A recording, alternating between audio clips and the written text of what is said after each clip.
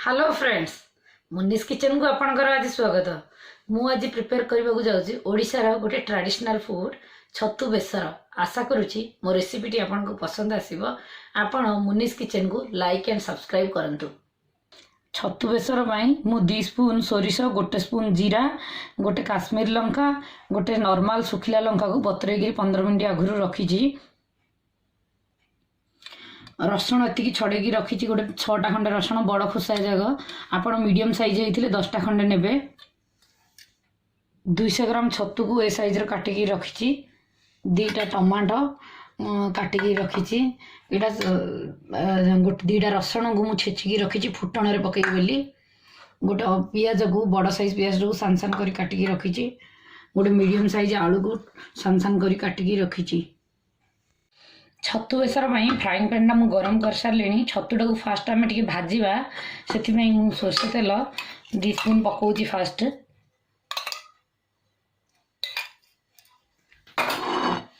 ए सब छतु पकई दूची। छतुरे टिके हलदी पकईकरी टिके भाजवा टिके ही आप हलदी पकेबे। से भितर मसलाटा को एमती छाणिकी आम ग्राइंडिंग करदा। फास्ट एवं मसलाटा को मु बाटी दूची। छतुटा देखते पूरा ड्राए हो गला। एथर आम काढ़ीदेवा। एथर आ गोटे स्पून तेल पकईकरी से आलूटा को भी भाजीदेवा। आम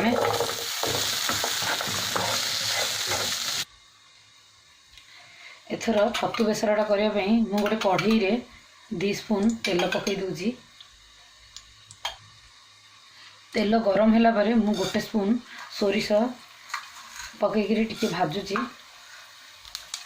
एथिरे छेचा रसुण मुझे पकई दूची।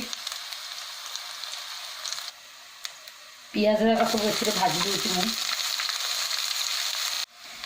पियाजटा भाजी गला। पियाज रसुण एथिरे आम मसलाटा भलसे बाटी थी आप पकईदेवे। भितर सब मसला आप पानी पकईकरी ग्राइंडर सब काढ़ी पकईबे। एथिरे 1 मिनिट एमती घाटिला पर आप टमाटो पकईदेवे। भितर मु प्रथम लुण छतुरे भी पकई नी। छतुरे पानी बेसी बाहरी पड़े बोली मु मसला ही लुण पकाऊँगी। एबे देखो आप स्वाद अनुसार लुण पकईबे। टिके हलदी 1/2 स्पून पकईबे। बाकी 2 मिनिट भाजिला पर मु एबे छतु आ आलू को जो भाजिकी रखी ए भितर मिसई दूची। एबे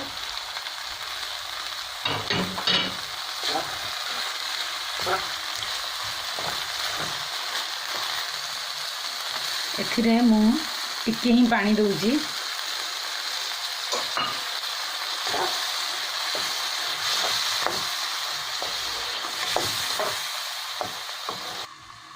एबे मु मीडियम सिम रे कवर करके रखी दूची सिझिया पे। टिके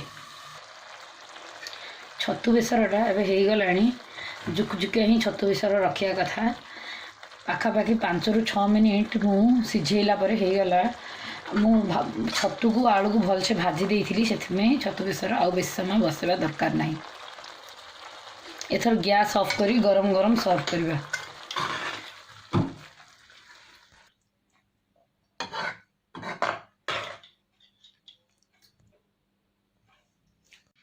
आशा करुच्ची मोर यही ओडिशार ट्रेडिशनल रेसिपी छतु बेसर आपन को पसंद आसीबो।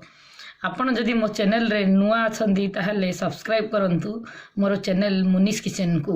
मु रेगुलरली नुआ नुआ रेसिपी वीडियो मो चैनल रे अपलोड करिवि।